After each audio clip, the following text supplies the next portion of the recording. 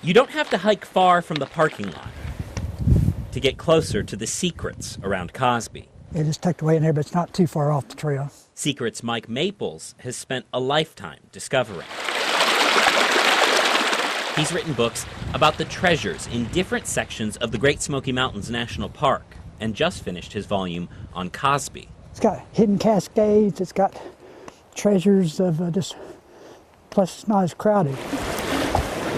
Maples often goes exploring off-trail, looking for pieces of history that aren't on the park maps. We've got about 75 homesteads in this area.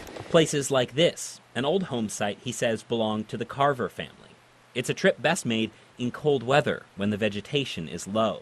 It has a fireplace on both sides, and it was an 8-room framed house. Probably has some very fancy gingerbread molding on it. But that's not the only reminder of the park's past tucked away in this section. Several hundred yards off Lower Mount Camerar Trail in a small clearing is an old car, likely used by the Civilian Conservation Corps. Kind of surprising it this close to the campground and nobody knew about it. Yeah, there's several of these in the park. This is one of the better ones on the Tennessee side for sure. And today in the snow, it just looks great. All it needs is a battery.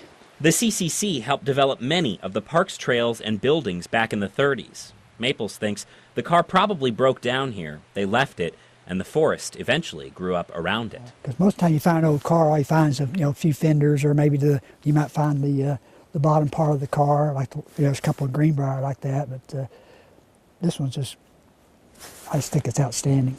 But while these reminders of the park's beginnings are interesting on their own, he also enjoys what they represent, the people who forged this place years ago.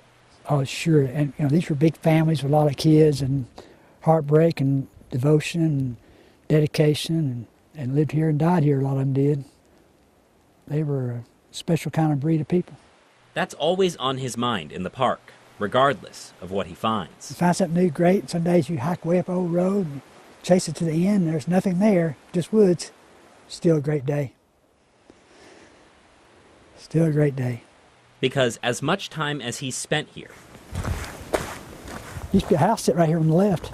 Around every corner, there are still more stories to discover. Michael Crowe, 10 News.